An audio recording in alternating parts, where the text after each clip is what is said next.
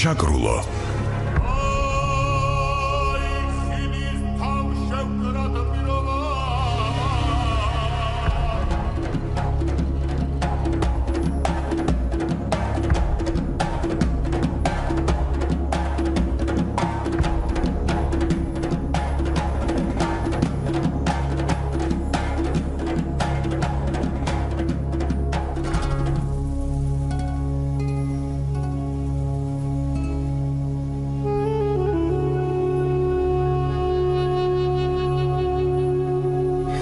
მოგესალმებით ძვირფასო რადიომსმენელებო, თქვენ უსმენთ საზოგადოებრივ რადიოს FM 102.4-ზე. დღეს არის ოთხშაბათი.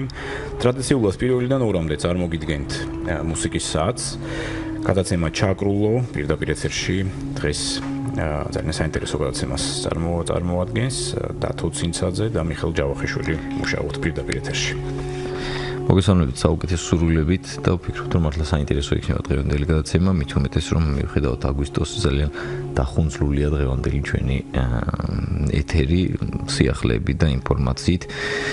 პირველი ინფორმაცია ალბათ რომელიც უნდა შემოგთავაზოთ, ეს იქნება არტგენთან დაკავშირებით და ჩვენ ჩაგვერთვება თორნიკეპსუტური ხაზზე, სატელეფონო ხაზზე, რომელიც გვეტყვის თუ როგორ ჩაერა არტგენმა. მოგეხსენებათ, არტგენი უკვე არაერთხელ იმართება საქართველოში, თუ არ ვცდები მეათე საერთაშორისო ფესტივალია და არტგენზე გარდა იმისა, რომ ქართული ხალხური სიმღერა არის წარმოდგენილი, ასევე არის სხვადასხვა ქვეყნის კულტურა, სხვადასხვა ჟანრი და ძალიან საინტერესოდ არის განაწილებული ეთნოკულტურა, იმ თვალსაზრისით, რომ აქ ჩვენ შეგვიძლია ვნახოთ როგორც ქორეოგრაფია, ასევე სიმღერა, რიცხვ, ხეზეკვეთის ოსტატები, თუ არ ვიცი რომელი ერთი ტრადიცია შეიძლება ჩამოითვალოს, მით უმეტეს რომ სხვადასხვა რეგიონებშიც იმართება არტგენი და შემდეგ თავს იყრის თბილისში ეთნოგრაფიული მუზეუმის ტერიტორიაზე, რომელიც კუსტბის ასახვევიდან შეგიძლიათ მიხვიდეთ თუ როგორ ჩაიარა არტგენმა. ამაზე ბატონი თორნიკე მოგვახსენებს, თუ არ ვცდები ხაზზე, ხო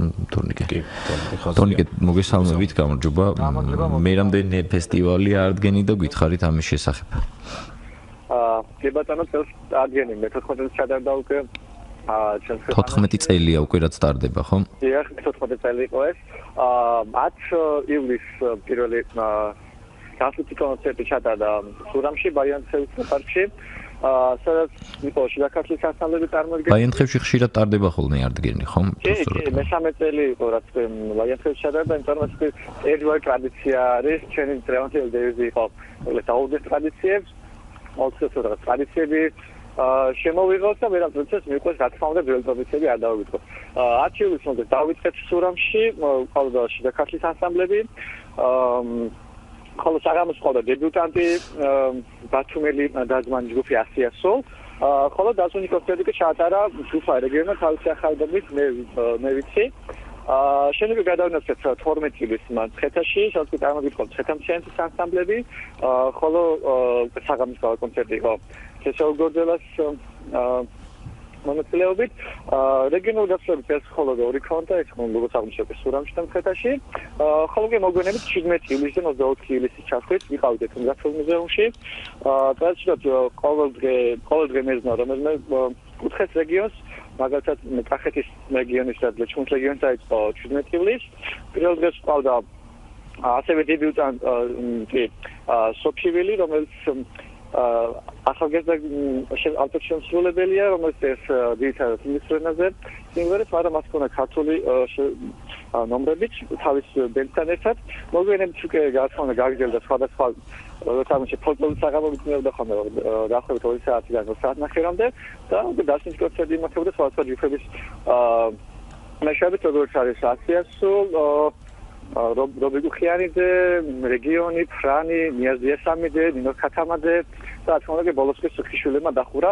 ეს და გამონაკლისი თუნდაც მკითხით რომ ბოლო დღე არც ერთ რეგიონს არ მასიზობდა, იყო თბილისის რამდენიმე ანსამბლი წარმოდგენილი და განსაკუთრებით აღსანიშნავია ჩემთვის ერთად ლელა სათარაძე, რომელიც თავისი ახალი და ძველი სიმღერები მოასწრებდა მოსმაყურებელს და უკვე 20-ში ქალბატონელას და მისი კვარტეტ კესანეს შესრულების მერე უკვე სუხიშვილებმა დახურეს არაჩვეულებრივი ნომრებით, სიურპრიზებით, ასე რომ წლევანდელ მანდილმა ძალიან კარგად ჩაიარა კმაყოფილი ვარ თითოეულ ორგანიზატორი და იმედი მაქვს მოსულ მაყურებელს ძალიან კმაყოფილი და ყოველთვის თვალებში შეგვიძლია ეს სამოგეკითხა ნამდვილად პირადად თონიკე მე მახსოვს ერთ-ერთი წელი მაშინ თანაორგანიზატორი ვიყავი და საქმიანობდი არტგენთან ერთად როდესაც 20,000 მაყურებელი დაესწრო ჯამში არტგენის ფესტივალს ძალიან დიდი მაჩვენებელია ეს თბილისისთვის და ეს რიცხვი იმდენად კვედრი იყო ამ წელს ამოვიდა მაშინ იმდროინდელი პრეზიდენტი არტგენის ფესტივალზე მაინტერესებს წლევანდელი შედეგები რამდენი ადამიანი დაესწრო ხომ არიცით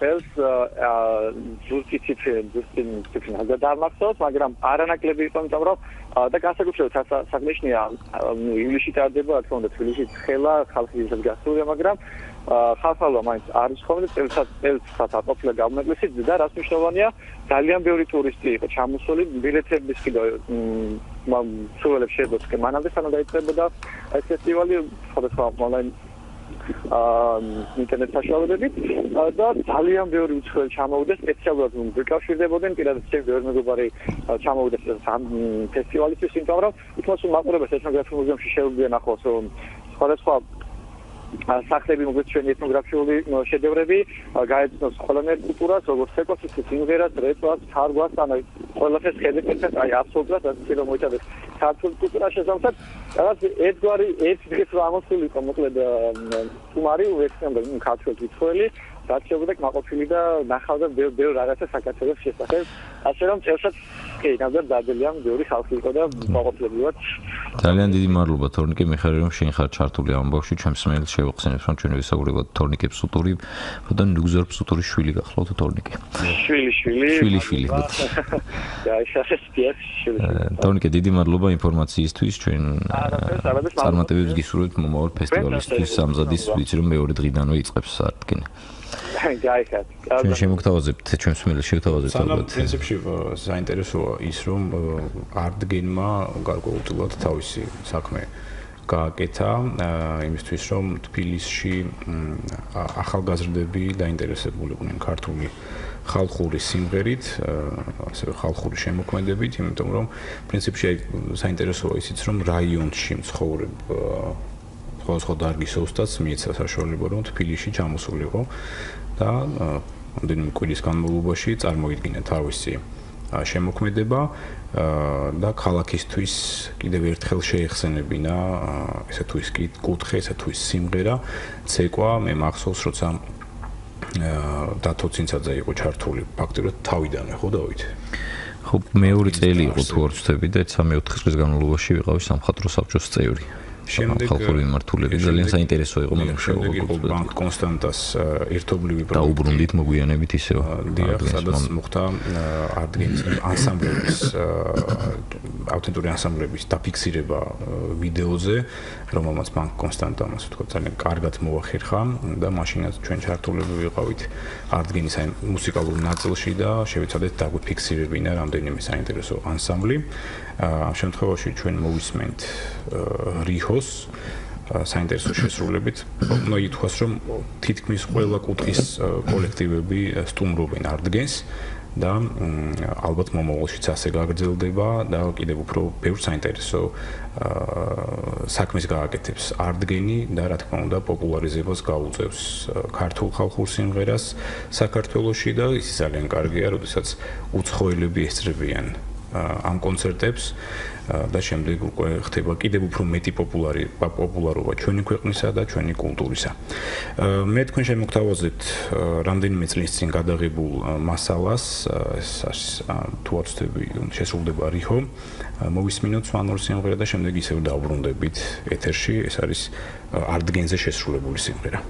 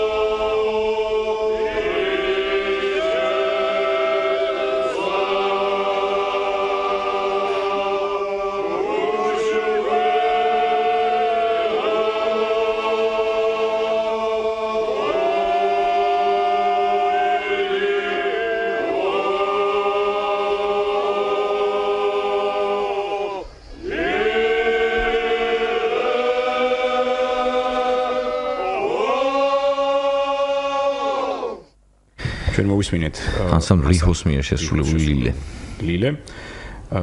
ეს იყო რამდენიმე წლის წინ არტგენზე გადაღებული ვიდეო მასალა, რომელიც წარმოადგინა ბანკმა კონსტანტამ. ჩვენ ვბრუნდებით სიახლეების ნაწილს. ამ შემთხვევაში საინტერესოა ერთი რამ, რამდენიმე გადაცემა, ალბათ წინა გადაცემის წინ, მგონი ორი გადაცემის წინ ვისაუბრეთ ჩვენ ერთ საინტერესო ფესტივალზე, რომელიც უკვე დაიწყო, რომელიც სტარტდება საირმეში. უნდა ითქვას, რომ ანსამბლებისთვის მნიშვნელოვანია სტაბილური საკონცერტო მოღვაწეობა. ამ სიტყვის არ შემეშინდება და არ მოვერიდები, იმიტომ რომ დღევანდელი ანსამბლების საქმიანობა არის ნამდვილად მოღვაწეობა. ძალიან ბევრი საქმეა გასაკეთებული ხალხური სიმღერის მხრივ და ეს ანსამბლები, რომლებიც კონკრეტულად მონაწილეობენ სხვადასხვა ფესტივალებში, ამ შემთხვევაში საირმის ფესტივალში, მათი შემოქმედება არის ძალიან ისეთი დასაფასებელი. უნდა ითქვას, რომ განსაკუთრებით საინტერესოა, როცა რაიონებში იმართება ასეთი ფესტივალები და რაიონებს სტუმრობენ ანსამბლები, იქაური ხალხი ისმენს ქართულ ხალხურ სიმღერას და ნახულობს თუ როგორ ვითარდება ქალაქში ქართული ხალხური სიმღერა და ჩვენ გვაქვს იმის საშუალება, რომ რაიონშიც გავეცნოთ ამა თუ იმ კოლექტივს, ცნობილს და ასევე ახალ და დამწყებსაც. ამ შემთხვევაში ჩვენი სტუმარი დღეს არის ანსამბლ დიდგორის წევრი გივი აბესაძე, რომელიც ერთი მხრივ ფოლკლორის სახელმწიფო ცენტრიდან არის წარმომადგენელი საირმის ფესტივალისა და ასევე ის მონაწილეობს ანსამბლ დიდგორთან ერთად ამ ფესტივალში, უკვე გქონდათ მათ კონცერტი. გავისაუბრებით როგორც ანსამბლ დიდგორის შესახებ, ასევე ფესტივალის შესახებ და გავიგებთ მომავალ დღეებში რომელი ანსამბლები ესტუმრებიან საირმეს. გივი, მოგესალმებით. მოგესალმებით გივი. გამარჯობა. თქვენ უკვე ჩაატარეთ კონცერტი. დიახ. ანსამბლ რუსთავმა და თქვენ მეტი ჯერ არ ჩატარებულა ხო მგონა ფესტივალი. ფესტივალი. შეეხება ეს მოხდა დაახლოებით 2 კვირის წინ და გაიხსნა ფესტივალის აზეიმოდ, ასევე ანსამბლ რუსთავმა ჩაატარა არაჩვეულებრივი კონცერტი და ამით დაიწყო ეს ფესტივალი, რომელიც დასრულდება 10 სექტემბერს. თვითონ ფესტივალი ძალიან საინტერესოა და ერთგვარად საინტერესო ფორმატიც აქვს, გრძელვადიანი ესეთი ფესტივალის სახე მიიღო, რომლის ფარგლებშიც ყოველ შაბათს და შიგადაშიგ შაბათ-კვირასაც ჩატარდება როგორც ფოლკლორული, ასევე სხვა მიმართულების, მუსიკალური მიმართულების კონცერტები, რაც ძალიან მნიშვნელოვანია და ფესტივალის მიზანია, რომ თვითონ საირმე, კურორტი საირმე იქცეს პირველ რიგში ხომ ძალიან კარგი კურორტია და მნიშვნელოვანია თავისი სხვადასხვა თვისებებით და ასევე კურორტის ადმინისტრაციას აქვს დიდი სურვილი, რომ ეს იყოს ასევე კულტურული ცენტრი. საზაფხულო კულტურული ცენტრი, სადაც უამრავი მუსიკოსი და სხვადასხვა ჟანრის შემსრულებელი მოიყრის თავს და თავის შემოქმედებას გააცნობს დამსვენებლებს და ახლომახლოს ცხოვრებ ადამიანებს. საინტერესოა, ბოდიში დავით, როდის დაიბადა ეს იდეა, ვიცით რომ პირველია ეს ფესტივალი, ვინ არის ჩართული ამის ორგანიზებაში და საინტერესოა ვინ ესწრება. ჩვენ ვიცით რომ რა თქმა უნდა დამსვენებლები ესწრებიან საირმეში იმ კომპლექსის, მაგრამ ძალიან ბევრია სურვილი, რომელიც მიემგზავრება სპეციალურად კონცერტებისთვის. ფესტივალის იდეას რაც შეეხება, ეს თვითონ ინიციატივა მოდის კერძო სექტორიდან, კურორტის საირმის მხრიდან. ეს ერთიორად გასახარებელია და მისასალმებელი, რომ სწორედ კერძო სექტორი არის დაინტერესებული, რომ მსგავსი ღონისძიებები და ფესტივალები გამართოს.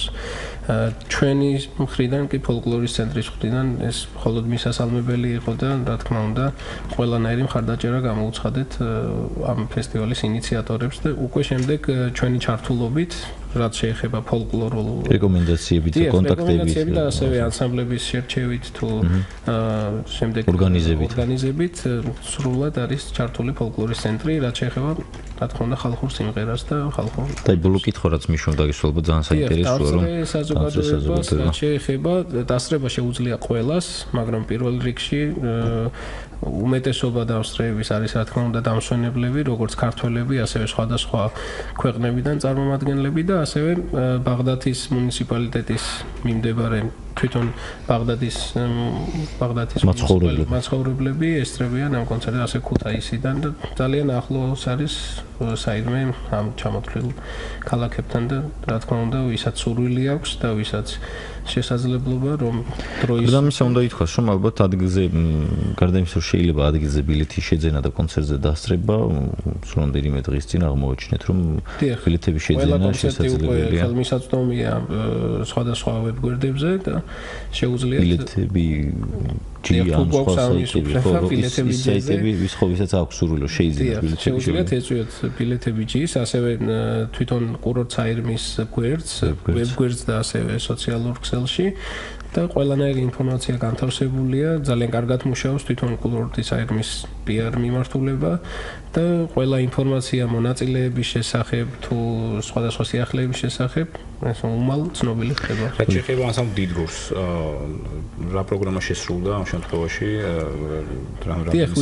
ვინაიდან ფესტივალს აქვს მუსიკალური ანუ სხვადასხვა არ არის ესე ვთქვათ წმინდა ფოლკლორული ფესტივალი ჩვენ თავს უფლება მივეცით რომ ესე ვთქვათ ქალაქური მართალია ისე ხალხურ სიმღერასთან არის ეს ხალხური ფოლკლორი არის ქალაქური ფოლკლორი შეგვეთავაზებინა და ჩვენც მოგვეცადა ჩვენი ასე ვთქვათ შესაძლებლობები ამ კუთხით ანუ ჩვენ ხშირად ვღირივართ ქალაქურ სიმღერებს თუმცა არა ესე სასცენო მეტად გაგილაღებინათ სცენაზე დიახ წარმატებული გამოდგა ეს ჩვენი მცდელობა ხალხს დავსწრე საზოგადოებას ძალიან მოეწონათ ისიამოვნეს ბევრი ადამიანი გავიცანით უამრავი სტუმარი იყო შუა აზიიდან ესე ვთქვათ ყაზახეთიდან უზბეკეთიდან და ესე ჩვენი გამოსვლაც ესე იყო დაანონსებული რომ ჩვენ ერთხელ მონაწილეობა მივიღეთ უზბეკეთის ფესტივალში და მან გამოგვეცა სამარყანდის მერის განსაკუთრებული ჯილდო და სწორედ ამ კუთხით იყო ჩვენი მონაწილეობა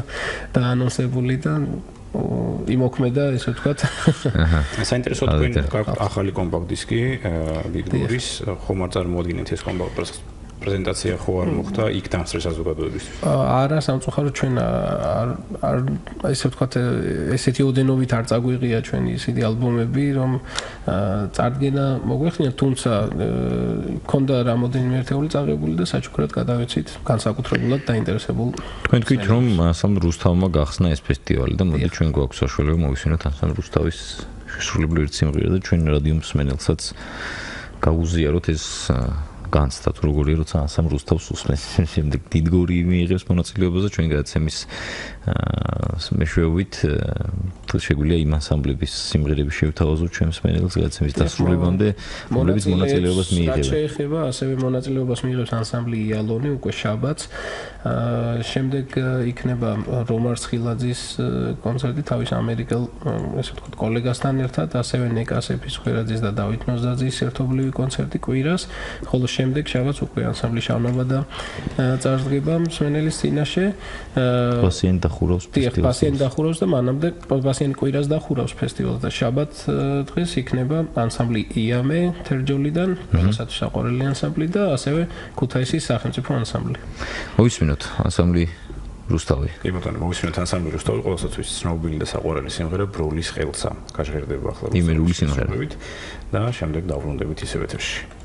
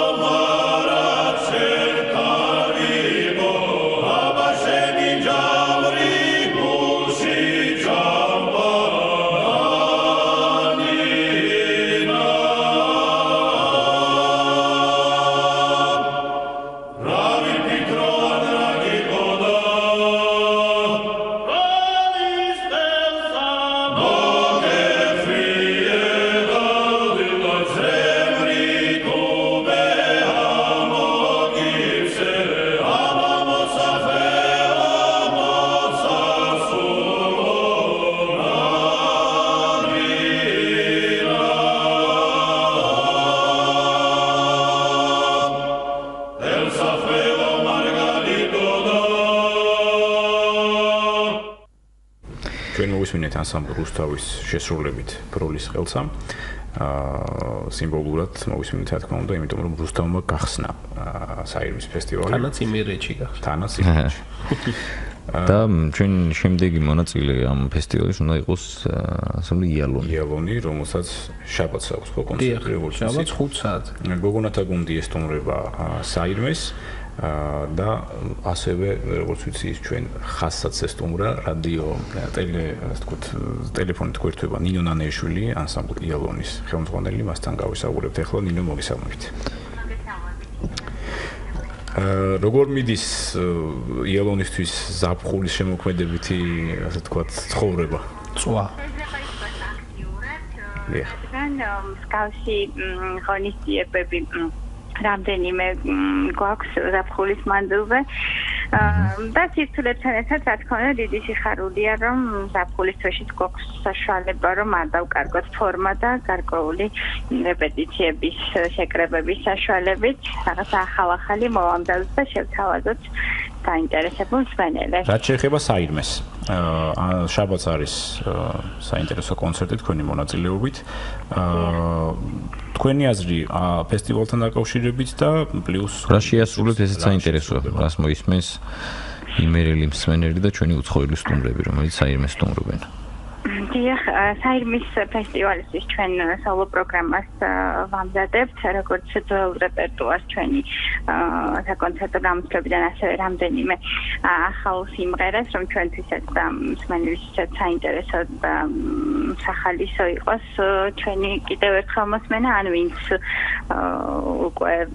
პირველად გვისმენს, მათთვის უფრო სხვა განწყობით იყოს შეთავაზებული ჩვენს მიერ და რაც შეეხება ფესტივალთან დაკავშირებით ჩვენს მოსაზრებას, რა თქმა უნდა ძალიან სასიხარულოა ყოველგვარი აქტივობა, რომელიც ფოლკლორს უკავშირდება, ფოლკლორის დაინტერესებას და ეს ცხადია, გუნდს უფრო მეტად მოტივირებულს ხდის, უფრო მეტად ჩართულს თავიანთ საქმიანობაში ამ ზაფხულის თვეებში და ძალიან კარგი იქნება თუ სხვა კურორტებით, ასე ვთქვათ, აიტაცებენ ამ იდეას და მსმენელისთვისაც, დამსვენებლისთვისაც და ანსამბლებისთვისაც სასიხარულო იქნება კიდევ ერთხელ შეხვედრა ამ ზაფხულის თვეებში. რაც შეეხება პროგრამას, რა შესრულდება ანსამბლის რეპერტუარიდან და ხომ არ ჭარბობს იმერული სიმღერები?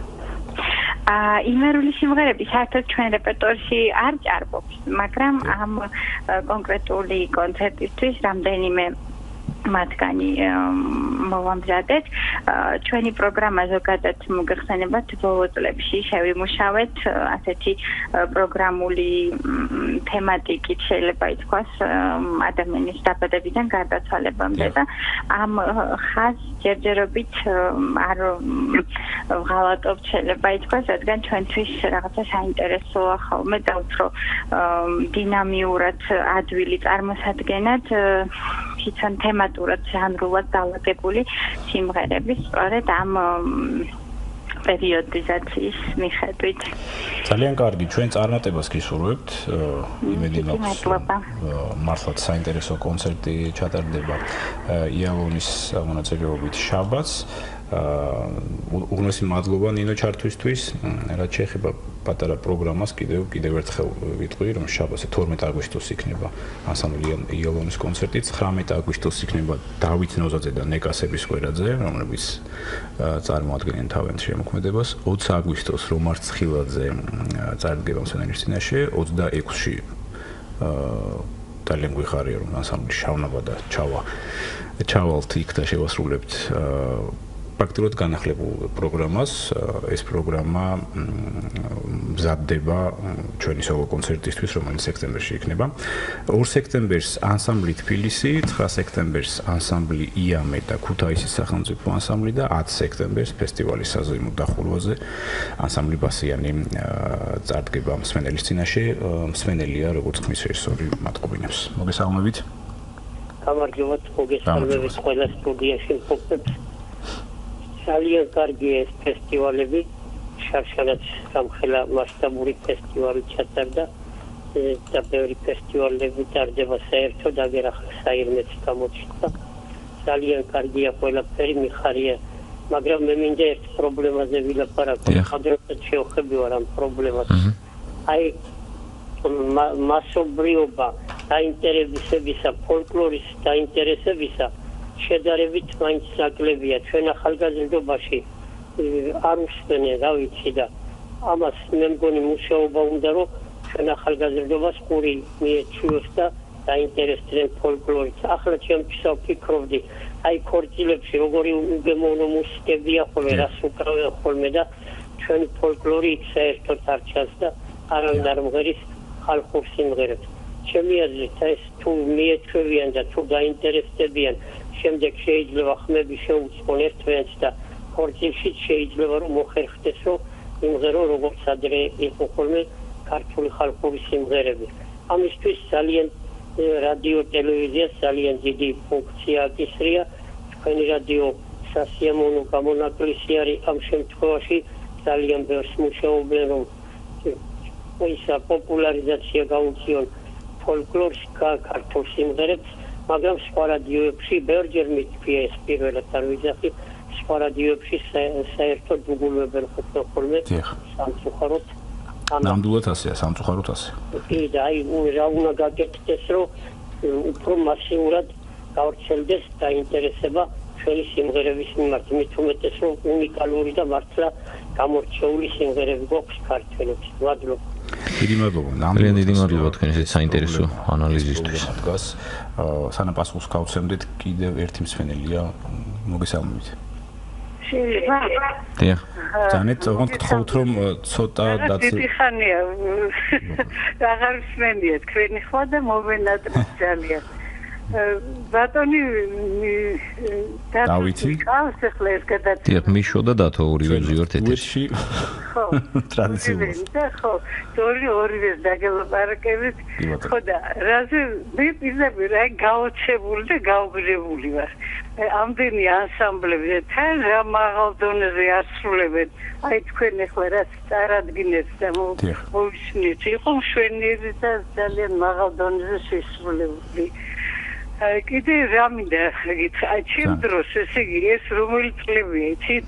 აი 50-იანი არ იყო, ესე იგი მამა მღეროდა, ჯერ მღეროდა კავსაძეებთან, აი დეკადა რო იყო, სტალინთან რო იყვნენ. დიახ. მაშინ ძელ გუნდში იყო, წამყვანი ბანი იყო და სახელი და გვარი რომ ჯანოს თუ შეიძლება. დიახ, კუსავაშაძე ცნობილი ბანი იყო და ესე იგი დიდი დამსახურება მაროთ ახნიშულთანაც იყო. უნდათ რომ ემღერა.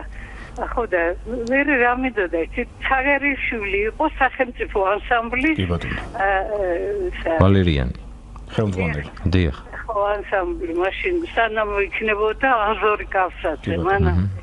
ხო და მამა მიუტანა სიმღერა იმერული ცხენოსნური. თქვენ ხო იცით? კი. ისე მიხარია ეს ორი ახალგაზრდა რო ასე შრომობთ ამ საქმეში, აი რა ხდებოდა. დიდი მადლობა. ჩვენი გაითიშა. თემაში ხო მართლაც არაერთი ისეთი ადამიანი რეგავს, რომელსაც ახსენდება ის წლები და ჩვენ ძალიან გვიხარია, როდესაც ეს ამის საშუალებას გვაძლევს ჩვენი რადიო და ჩვენი გადაცემა. მოდით მოვისმინოთ იალონის, რახან ვსაუბრობდით იალონთან დაკავშირებით, მოვისმინოთ იალონის შესრულებით ერთი სიმღერა, ეს არის იაპატნები და შემდეგ დავბრუნდეთ ისევ ეთერში.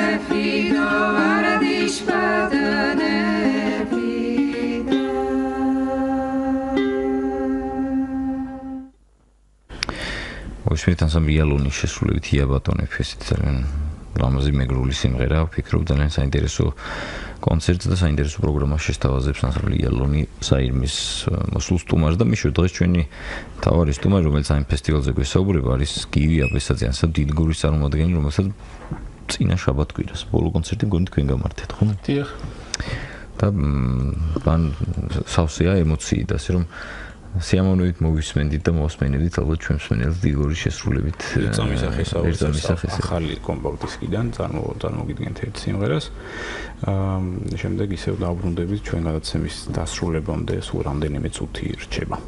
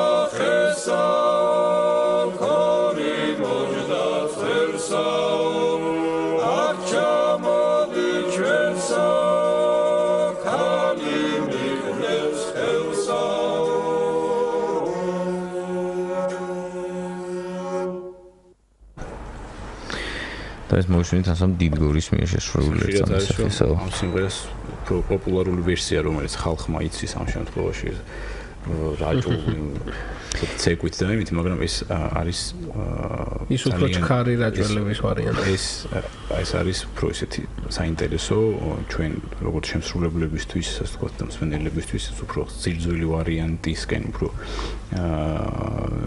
მიიწევს და უფრო მუსიკალურად ჩემი აზრით უფრო საინტერესოა. გივი უნდა სმენელია დავით გისმენთ იდბოდის გიხდი. გამარჯობათ მოგესალმებით.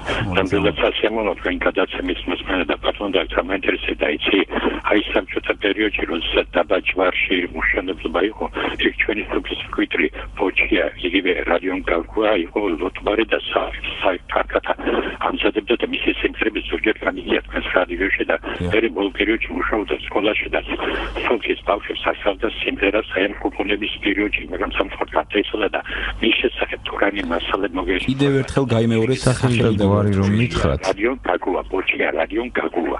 რადიომ გაგუა. ბოჭია რადიომ გაგუა. გასაგებია. დიდი მადლობა. არის ესეთი არაჩვეულებრივი წიგნი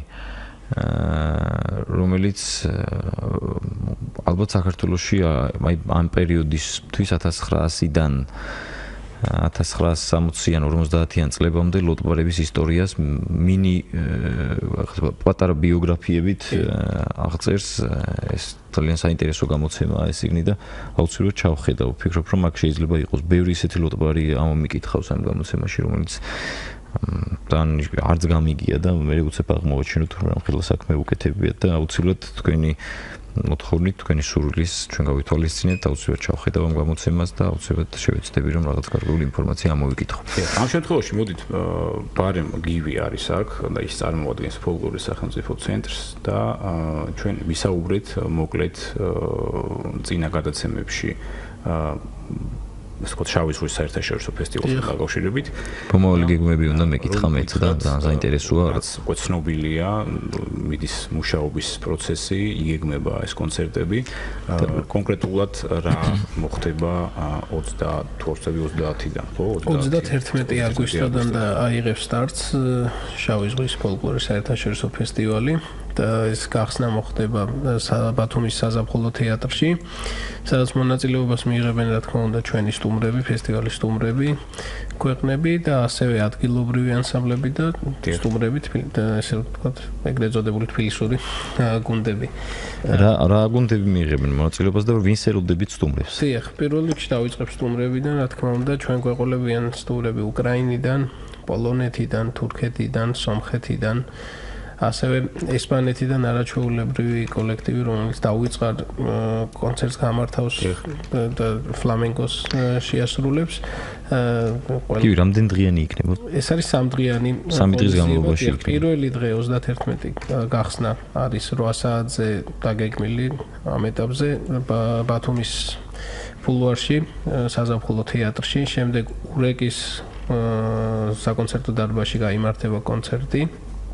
სადაც ისევ და ისევ ეს არაბლექსი არენაზე არა მეგობრიკის ეს პირველი 2 დღე ესეთი არის დაგეგმილი და შემდეგ უკვე 2 სექტემბერს გაიმართება დახურვა ფესტივალის ბლექსი არენაზე, სადაც ჩვენი სტუმრები და ასევე სახელმწიფო ანსამბლები საქართველოს ცეკვისა და სიმღერის ანსამბლი რუსთავი და ანსამბლი ბასიანი მიიღებენ მონაწილეობას ჩვენ სტუმრებთან ერთად და იქნება ნამდვილად საოცარი სანახაობა ერთგვარი იგეგმება სხვადასხვა სინთეზური ნომრებიც ქართული და უცხოური მაქვს ხედველობაში და იმედი მაქვს რომ უამრავი ადამიანი მოვა და ისიამოვნებს ძალიან კარგი ეს მართლაც ესეთი მასშტაბური ღონისძიება, სადაც მონაწილეობს. ეს ხო საინტერესოა რომ ურეკის საკონცერტო დარბაზიც გაცოცხლდება და დიახ, ურეკში არის არაჩვეულებრივი საკონცერტო დარბაზი და დასანანია რომ ესეთი სიხშირით არ იმართება კონცერტები. კიდევ ერთი კითხვა და ალბათ ჩვენ უკვე დასასრულს სამშაბათს და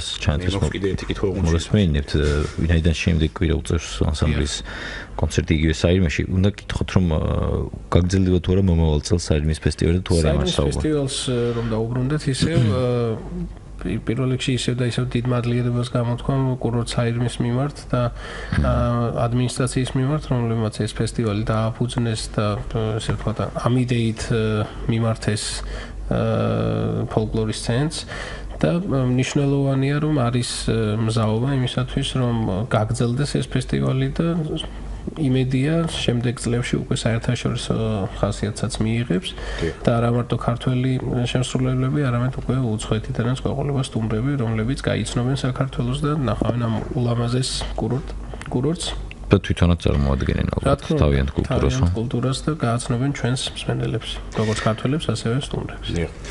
და ბოლოსთვის შემოვინახე, რა თქმა უნდა, გამინდოდა ამაზე საუბარი ცალკე გადაცემაში ჩვენ აუცილებლად ვისაუბრებთ ქართული ხმების საიუველირო კონცერტთან დაკავშირებით, მაგრამ დათო ესწრებოდა ამ ღონისძიებას, მე მონაწილეობდი და როგორც მსმენელის ასეთ რანგში დათოს თხოვ ორი სიტყვით ისაუბროს ქართული ხმების. ძალიან საინტერესო კონცერტი იყო, ნამდვილად მიშო და საინტერესო იყო იმიტომ რომ უკვე რამდენი წელია ანსამბლი ქართული ხმები აქტიურად არ მონაწილეობს კონცერტებში და მათ ამ დროს სოლო კონცერტის შესთავაზებს მსმენელს. სოლო კონცერტის ჩატარება, სოლო პროგრამის წარმოდგენა საკმაოდ რთულია. მიუხედავად მათი ასაკისა, მათი არასამუშაო გარემოსაზრებებს ხშირად არ ატარებენ. ყოველთვის იგივე ხელწერით, როგორც სხვა დროსაც ახლაც წარმატებით რაღაცა ალბათ შეიძლება ითქვას, რომ შეუდარებელი წარმატებით გაართვეს თავი ვინაიდან აბლექსი არენას დარბაზში, სადაც 10,000-მდე მაყურებელი ეტევა, ხო? თუ სწორად ვიცი. თითქმის აბსოლუტურად სავსე დარბაზი მიიღეს, იმიტომ რომ დიდია ქართული ხმების მეათ ინტერესი და იმ დარჩენილმა მომღერლებმა მათ მართლა არაჩვეულებრივი ხუთეული გამოაკლდათ. თავგასა გურამ თამაზაშვილი, გოგი დოლიძე, ზაურ ბოლქვაძე, ბოლოს ჭირაქაძე, ეს ხუთეულის გარეშე ქართული ხმები ალბათ წარმოუდგენელია და მიუხედავად ამისა, მართლაც კარგად გაართვეს თავი და თითოეულ მათგანს ჰქონდა ის ქარიზმა, რომელიც ქართულ ხმებს აქვს ხოლმე და ეს შეუდარებელი ქარიზმა ყოველთვის აქვს ჰქონდა ქართულ ხმებს და კიდევ ერთხელ აჩვენეს საზოგადოებას, რომ მათი ხელწერა იყო, ჩემთვის ესე აღიქმებოდა, რომ მათი ხელწერა იყო არა მათ გუნდურობაზე და ანსამბლურობაზე თუ ასე შემდეგ, არამედ თითოეული ადამიანის, თითოეული მათგანის სოლისტი იყო, უბადლო სოლისტი იყო და განუმეორებელი და სასიხარულო იყო, როდესაც დამსწრე საზოგადოებმა ამოიცნო ქართულ ხმებთან ერთად ადამიანი, რომელიც არასდროს მღეროდა ქართულ ხმებთან ერთად, მაგრამ ამ შემთხვევაში იმღერა ეს გახლდათ გურამ თამაზაშვილის ძმა და მან შეასრულა ის სოლოები, რომელსაც გურამი ასრულებდა და ძალიან ტემბრალურადაც იმდენად უგავს, ვიზუალურადაც ისე გავს, რომ ეს რაღაცა გარკვეულ აი სიმძიმის შემსუბუქებაც იყო და ერთგვარად სიმძიმეც იყო და ძალიან ბევრი სენტიმენტებით სავსე ქმედება იყო სცენაზე და უნდა ითქვას, რომ არაჩვეულებრივი ადამიანები ამშვენებდნენ ქართულ ხმებთან ერთად, თუნდაც ანსამბლი ირია ჯგუფი ირიაოს გამოსვლა იყო ძალიან შესანიშნავი, მათ თბილისის ბიგ ბენდი, დათო ევგენიძე, ნატო მეტონიძე, ძალიან საინტერესო ახალი ვერსიები, იმპროვიზაციები და ძველი მონატრებული სიმღერებით შესრულდა ხალხთან ერთად, ასევე ანსამბლი იმერის ერთი წევრი შენიშნა, რომელიც გვერდით ედგა ქართულ ხმებს, ასევე ვასიკო დოლიძე არ შეიძლება არ ითქვას, რომელმაც დიდი როლი ითამაშა ამ კონცერტში და ხალხიც ძალიან კმაყოფილი დარჩა. არაჩვეულებრივი კონცერტი იყო ნამდვილად. მოკლედ დღევანდელი გადაცემა ფაქტობრივად იყო ეს ინფორმაციული, დატვირთული ინფორმაციით. ჩვენი გადაცემა შეიძლება განმეორდეს მომავალი გადაცემები, იმიტომ რომ ეს პერიოდი, ასე ვთქვათ, აგვისტოს პერიოდია და ამ შემთხვევაში ხშირად აგვისტოს პერიოდში ჩვენ ვიხსენებთ და ვიმეორებთ ძველ გადაცემებს. თუმცა შეიძლება შემოგთავაზოთ ძალიან საინტერესო კონცერტები, რომელიც ამ პერიოდში ჩატარდა და ჯერ არ მოგვისმენით. რაც შეეხება მსმენელმა დარეკა არტგენთან დაკავშირებით, მათ აინტერესებთ არტგენის ცენტრის საკონტაქტო ინფორმაცია, მე გამოვაცხადებ არტგენის საიტის მისამართს, ეს არის artgeni.g, შეგიძლიათ ესწუმროთ და მაქსიმალურად ინფორმაციას ამ საიტის მეშვეობით მიიღებთ. ჩვენი გადაცემა დასრულებულია, დიდი მადლობა გივი აბესაძეს.